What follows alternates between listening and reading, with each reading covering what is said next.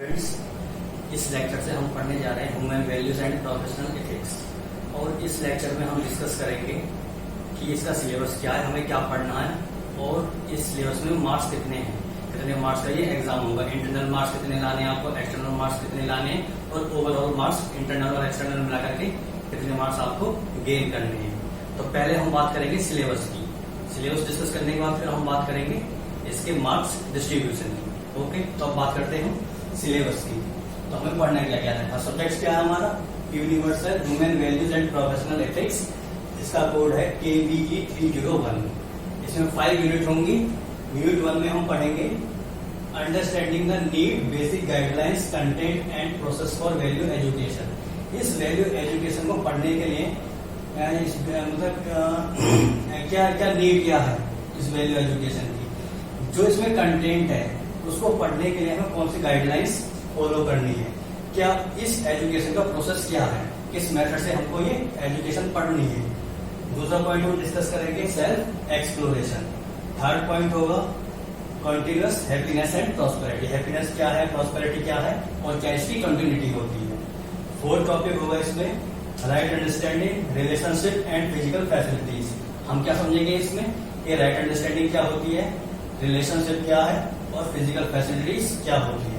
Next point होगा topic इसमें understanding happiness and prosperity correctly, यानी कि इसका मतलब क्या हुआ, हैप्पीनेस और प्रॉस्पेरिटी इसका एक्चुअल मीनिंग होता क्या है, इसका एक्चुअल मतलब होता क्या है, उसको पढ़ना है। फिर नेक्स्ट टॉपिक होगा इसका इस यूनिट का last topic method to fulfil the human aspirations. जो ह्यूमन डिजायर्स होती हैं उनको फुलफिल करने के लिए कौन कौन से मेथड्स होते हैं।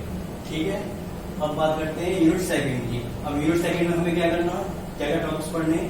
यूनिट सेकंड का पहला टॉपिक होगा अंडरस्टैंडिंग ह्यूमन बीइंग। हम क्या समझेंगे, ह्यूमन बीइंग को समझेंगे और इसके रेफरेंस में समझेंगे scented I and the material body. जब हम टॉपिक्स पढ़ाएंगे इस पॉइंट में डिस्कस करेंगे तब हम वहां पर डिस्कस करेंगे, देखेंगे कि ये आई क्या है और मटेरियल बॉडी ये क्या होती है। अगला टॉपिक होगा इसका understanding the need of self. Self की नीड क्या है और बॉडी की नीड क्या है। इसके रेफरेंस में हमें पढ़नी है सुख एंड सुविधा। अब मैं यहाँ पर आपको एक बात बताता हूँ कि यहाँ पर इस वैल्यू एजुकेशन में कुछ वर्ड्स होंगे वो हिंदी के होंगे और उनको हमें हिंदी में ही पढ़ना है। उसका रीजन ये है कि वो जो वर्ड्स हैं जो हिंदी में डिफाइन है उसका एक्चुअल मीनिंग जो है, एक्चुअल जो डेफिनेशन है वो हिंदी से ही एक्सप्लेन हो सकती है। अगर उसको हम इंग्लिश में एक्सप्लेन करेंगे, अंग्रेजी में एक्सप्लेन करेंगे तो उसका बहुत सारा मीनिंग बन जाएगा, कई सारे मीनिंग होते हैं। लेकिन यहाँ पर हम कुछ वर्ड्स हिंदी के यूज करेंगे जिससे कि हमें यूनिक डेफिनेशन पता लग जाए। अब नेक्स्ट टॉपिक होगा इसका understanding the body as an instrument of I. Body जो है आई का कैसे इंस्ट्रूमेंट होगा। ठीक है, understanding the characteristics and activities of I, यानी जो सेल्फ है उसके क्या कैरेक्टरिस्टिक्स होते हैं और क्या उसकी एक्टिविटीज होती है। ठीक है, नेक्स्ट टॉपिक होगा इस यूनिट में understanding the harmony of I with the body, यानी कि सेल्फ और बॉडी को अगर हम कंबाइन करके देखें तो फिर हार्मोनी क्या होगी उसमें। ठीक है, अब हार्मोनी क्या है उसको जब हम पढ़ेंगे तब डिस्कस करेंगे। और ये जो हार्मोनी है सेल्फ और बॉडी की, वो किसके रेफरेंस में हम पढ़ेंगे, संयम एंड स्वास्थ्य। ठीक है, अब इस यूनिट का लास्ट टॉपिक है प्रोग्राम एंश्योर संयम एंड स्वास्थ्य, यानी जो संयम है स्वास्थ्य को अचीव करने के लिए कौन कौन से हमें प्रोग्राम्स हैं जो हमें पता होने चाहिए, जो हम स्टडी करेंगे, एक्सप्लोर करेंगे। ठीक है, अब आते हैं यूनिट थर्ड पर।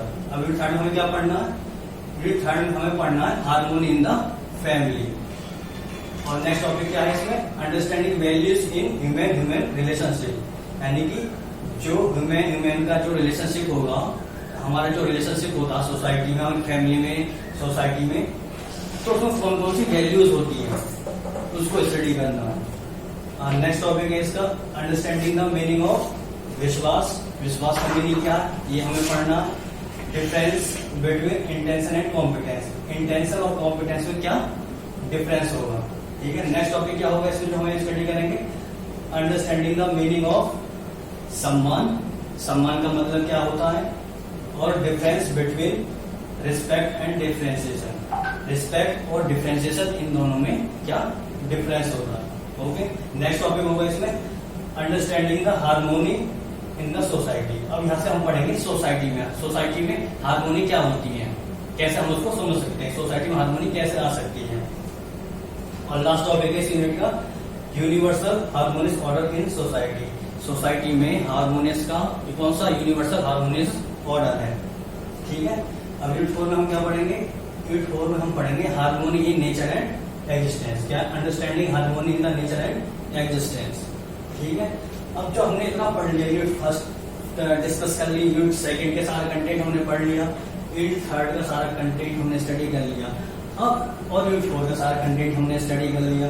अब इतने स्टडी करने के बाद इस कंटेंट को हम अपने प्रोफेशनल एथिक्स में या प्रोफेशनल लाइफ में कैसे उसको अप्लाई कर सकते हैं। तो यूनिट 5 में हम पढ़ेंगे प्रोफेशनल एथिक्स क्या होती है और implication of the holistic understanding of harmony on professional ethics.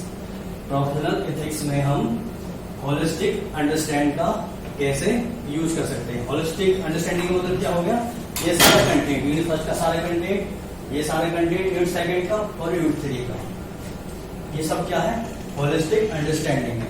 अब इस होलिस्टिक अंडरस्टैंडिंग को हम अपनी प्रोफेशनल लाइफ में कैसे यूज करते हैं, उसको हम बोलते हैं क्या, professional ethics. Okay, thank you very much for watching this.